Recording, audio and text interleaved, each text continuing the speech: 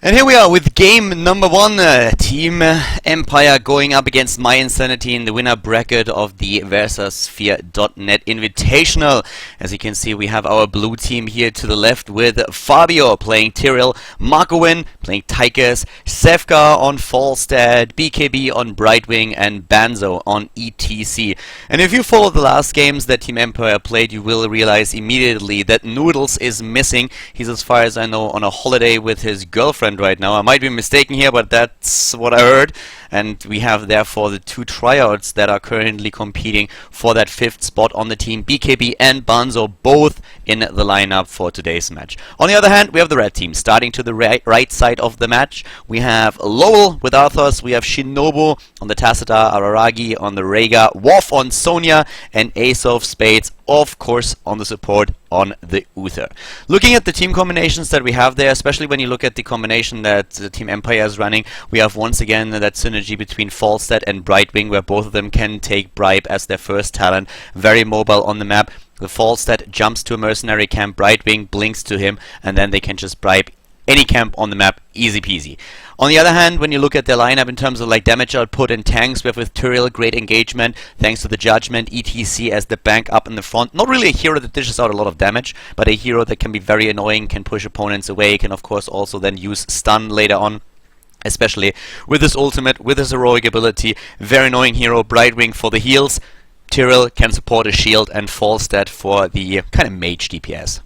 Looking at the lineup of Team mYinsanity on the other hand, we have also a really nice roster here. Rhaegar and Uther, Aragi and Ace of Spades, both of them with the support, with the heals, trying to help their team as much as they can, just by supplying as much healing as possible, and of course protecting them in each and every fight. Shinobu on the Tacita is most likely going to go for a build that is more centered around dealing out damage with the inevitable storm, but he could of course also supply a couple of shields and assist his team as additional support, especially with the Archon form later. The Tacita really turns into a killing machine. But we have great initiation here also with the Sonya and with the Arthas, and we could well see them trying to take a few kills early on with the Sonya using the Ancient Spear and Arthas going in with a Howling Blast, locking down a target. Rhaegar is also pretty good with the slow totem that he has there. So there's really quite a lot of danger that vibrates from this team. And Empire will have to be careful. They will of course try to gain map control by bribing those merp camps and then just pushing in and initiating with the ETC, moving in, getting his ultimate off, and having Marco win on the Tychus with the main DPS in the back, whereas Tyrell is most likely going to try to maybe pick the Rhaegar off or just take the Uther out for as long as he can in those big fights. But let's see how exactly the game is going to end beyond Cursed Hollow here, of course. And if you're a little bit new to Heroes of the Storm, there are randomly tributes spawning on the map, and if you collect 3 tributes for your team, you will put a curse on the opponent's team, which causes all their minions to spawn with 1 hit point, and the towers and the forts, they are not able to shoot for 1 minute. So that's exactly the time where you can really push hard and of course get an advantage therefore. So those tributes are quite important. You want to gather as many as you can and try to make sure that your opponent doesn't get any at all. Currently what we're seeing is, of course, once again, the reversion. You want to have 1 hero on each lane for the experience, want to have the heartbeat on the lane, but we have already a couple of heroes going into the middle here. Maybe that gank squad that we've been talking about, Araragi and Worf, are currently here. And at the same time, we have Fabio and Marco Win apparently looking for the mercenary camp here, for the Siege Giants right at the beginning of the match.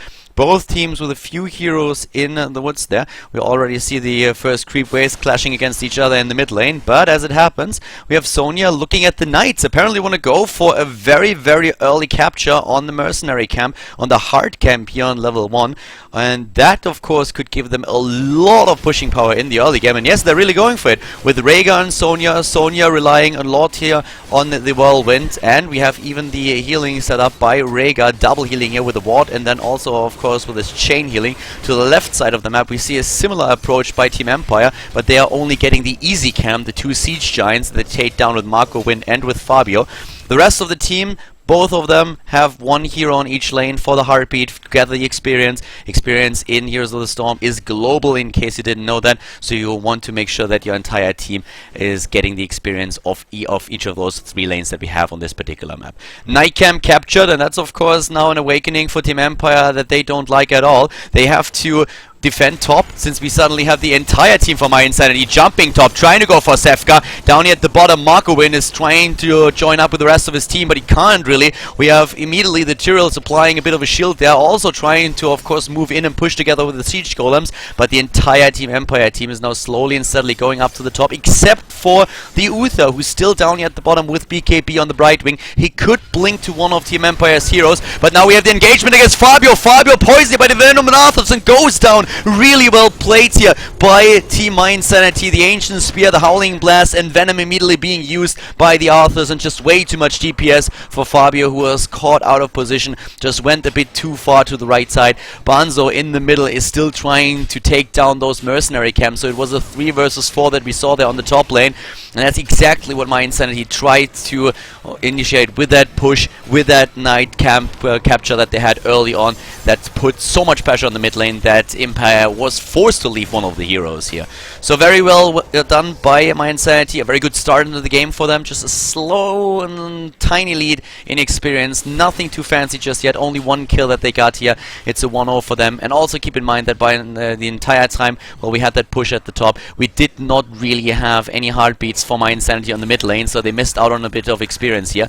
The tribute spawns down at the bottom, and most of the players immediately convert towards it, so you have that rotation, especially mYinsanity wants to have that, and it looks like Team Empire is just simply giving up on the tribute. They have all the way up at the top, still Sefka pushing. He didn't jump in here, he was just trying to gather the experience, and that's a strategy that a lot of teams run now in Cursed Hollow. They don't really get the first or the second tribute and just try to have a heartbeat on each lane, get an advantage with the experience, a slight lead, and then they try to fight for the third tribute and usually have 1 level up on their opponents, which gives them a bit of an edge in the fight. Now BKB here was initiated against just a few seconds ago, but healed up. We have in the middle of the map still the ETC going up against Tacita. Down here at the bottom, a lot of potential for maybe a gang. We have the Arthurs and the Kerrigan and the Uther stun, so really quite a lot of control that we see from mYinsanity, and they're looking at another target. They're looking to the top of the map, to the mid lane, but Lol and Worf convert to the left side, rotate straight towards that hard camp, and yep, they find 2 players of Team Empire there, whereas all the way up to the top we still have the battle between Sefka and Araragi. Down here at the bottom lane, it is the Uther who's trying to take down Fabio, trying to deny a bit of experience, and Worf with a Sonya, he sees it. Here comes Arthurs, Arthurs with a lockdown maybe. Is he getting it? The jump away by Tyrell escapes for now, and Team Empire is about to capture those camps to the left. We saw BKB jumping in with a bribe, double bribing on the hard camp, and he gets it. So a great push for Empire, just as we see that tribute spawn. So a great timing for Empire. Now mYinsanity has to make a choice. Do they really go for the tribute? Do they let those knights push in, or what are they going to do? Both teams on level 8 right now, and we see the rotation towards the top. We have BKB still at the bottom. He could blink in. mYinsanity is going for it. They want to have the tribute now. They want to capture that. We still have a bit of a fight between Araragi and Sefka up here at the top, and the false side has to be careful. We see Sonya capturing the tribute, and the interrupt by Markowin. Immediately Ace of Spades with a stun here, gets a shield as well. We have Banzo moving in on the ETC. Ace of Spades needs to be careful. Worf as well. The Sonya is being attacked here, nearly goes down. Ace being hard pressed, moves back. The healing ward is down low on the Arthurs, is also running to the right. Not the entire team present. We still have the Rhaegar all the way up at the top. Araragi only for a few seconds part in this fight, and they give up on the tribute. They don't take it. We even see now, of course, with the far side, a quick look at what exactly is going on there. mYinsanity wants to know, what are they doing? Are they trying to get a pick up at top? Are they moving to the top and try to take down Araragi? Are they going to the middle? And they actually just put heartbeats on the map once again on each lane. Level 9 versus level 9 tributes for both teams now.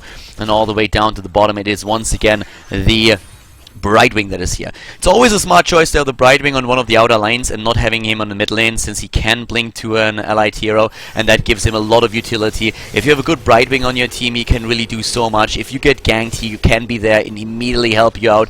Markowin, Fabio and Sefka trying to push now the top lane together with the Siege Giants that they have, but another capture on the Knights thanks to the Arthurs and the Sonya, and the mid lane putting a lot of pressure on that as too. So both teams now on level 10, and we have that that fight going down. Just a second. Araragi is playing it slow here. Down here we have still Banzo trying to look for an opportunity. Already ultimate used on Lowell. The army of the dead is moving in. Here comes the stun with the Sonya leaping in, trying to take down Marco Win. He pops Odin, moves back, is about to die, but jumps back just in the last second. Suddenly it's the Argon form Shinobu, but Araragi is in trouble, needs to move back here. Ace of Spades also a bit set up. We have all the way in the middle Lowell, and Lowell is just trying to stay alive somehow, sacrificing one ghoul after another. Healing wards everywhere, slow wards as well, and ETC goes down as Lowell is pushed towards the 4, and he's not taken out. Oh my god, he was so low here. Even turns around for a Howling Blast to make sure that nobody can pursue them. Wells up immediately, but what a battle up here.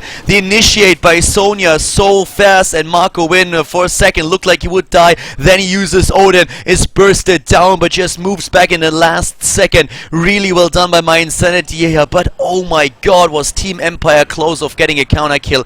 Not only on the Sonya, but then also, of course, the pressure that we saw towards the Arthurs. That was so close. 1 or 2 more hits and he would have died as well. As is, it's 2-0 in kills for Team mYinsanity, and we are having a look at the talents since we are having both of the teams on a level 11. As already witnessed in last fight, we have Odin for Marco Win, Judgment for Tyrael.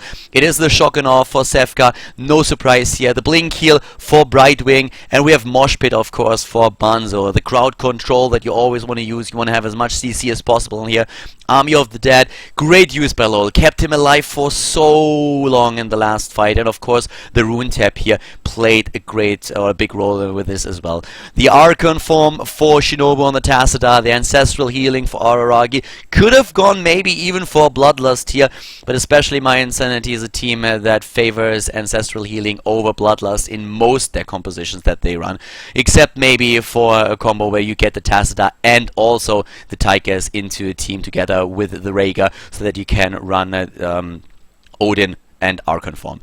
The leap by Sonya, and for Uther it is the Divine Storm that we see here. We had a lot of healing totems already in the last fight, as you could see. The healing ward here for Shinobu and the healing totem for Araragi. Those two play a big role in healing up the team in the last fight. There's also the double bribe that we talked about at the beginning of the game. But let's focus back on the match at hand, as things are starting to get a bit more interesting with those ultimates now in the game, with those heroic abilities. Another capture towards the right side. Sonya and Arthurs are just two great heroes when it comes down to capturing mercenary camp. Sonya has a lot of sustain with her whirlwind, giving her extra health. We have, of course, Arthurs with the abilities that we pointed out. He can heal himself with a death coil too. So there's just a lot that both of these heroes can do to drop one of those camps as fast as possible. The scouting drone here was taken out. Great map vision that we see for Team Empire. They want to catch that golem, but oh my god, it's so close. What a great lead by Sonya. Instant hero kill. Double kill. The Brightwing goes down too, and they can now capture. Oh god, they capture the golem. What a great snipe by mYinsanity. They see an opportunity. They suspect that Empire is at the golem. They move in 3 heroes against 4, against 5 at the end even, and the initiate with the Sonya was just absolutely incredible here. We had the immediate leap in by Worf, stunning everybody, and then the Tigers drops within an instant. The Brightwing follows a second later, and they can capture the golem and are pushing now in with the boss. With it, oh my god, it's not even those 2 camps. They catch the 3rd tribute with Ace of Spades. This could be brutal. This is dangerous. This is really trouble. We have the boss and a double siege golem in the back, moving in, trying to break down that last wall. Sevka, Fabio, BKB and Marco Win are trying to push them back as much as they can. We have ETC now joining up in the fight too, but those towers are already down. Lowell goes in with the Tempest, trying to slow the opponent down. Where's the Howling Blast? Doesn't get it just yet. The golem is doing work on the keep already. Here come those storms that we've been talking about. The jump in by Worf. A lot of the heroic abilities are still up, have not been used just yet. Shinobu on the Archon, on the other hand, is going for Sevka. Banzo is in trouble. The ETC goes down. Doesn't get anything off here. Was trying to look for a mosh pit, but didn't get it. Marco Win is being dropped here out of the Odin form. The initiate by Tyrael on the other hand, trying to stun the team and force them back, but the fort, the keep, it's down, and now suddenly the golem is straight for the cause. Sevka in trouble. Howling Blast locks him down, and he's DPS into oblivion as Fabio tries to escape. Oh, so close, but in the end he dies too.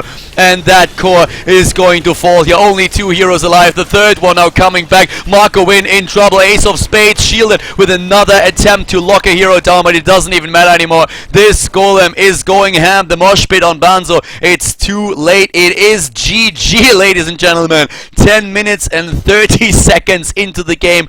Level 15 versus level 12. Wow, what an engagement. mYinsanity had some great moments, but then in the last fight, I mean, that was the crucial point. The attempt, the ballsy play by Empire, saying, yes, we know they are all up, but we need to do something here. We're falling behind. Let's capture the boss. Capture the golem. They put a scouting drone in. They saw the team coming. They saw mYinsanity coming, and they were thinking about it. Do we move back or do we just burst him down? And it was such a tough choice. If you just move back, then you lose the golem. If you take him there, then it's the best chance ever. And they decided to try and burst him down, move back in the last second. It was too late. The initiate by the Sonya. 2 of their heroes die, and then suddenly mYinsanity does not only have the siege giants, they have the golem as well. They get the tribute, the third one, the so important third tribute. Cursed cursed Team Empire, and then suddenly it's just a one march straight to the left side, and there you go, all the way, take down the core. A great move. They gathered up the momentum and they ran with it. 7 kills against 0 kills, 10 minutes into the game, and it is over. And as you can see here, the last few talents picked up was Relentless for the Arthurs. Very common talent here for him, gives him even more sustain in the fights. We have Feral Lunge. It's kind of the common trait for Rhaegar on 13. The Spell Shield for the Sonya, also nothing out of the ordinary here. And the Uther, of course, is always happy to use his Rewind to get additional heals and stun in. Great first game by mYinsanity. Once again, a dominant performance by them. We are going to jump into game number 2 right away in this best of 3 to find out if Team Empire can come back into the series or if mYinsanity is going to win the winner bracket final with the 2-0.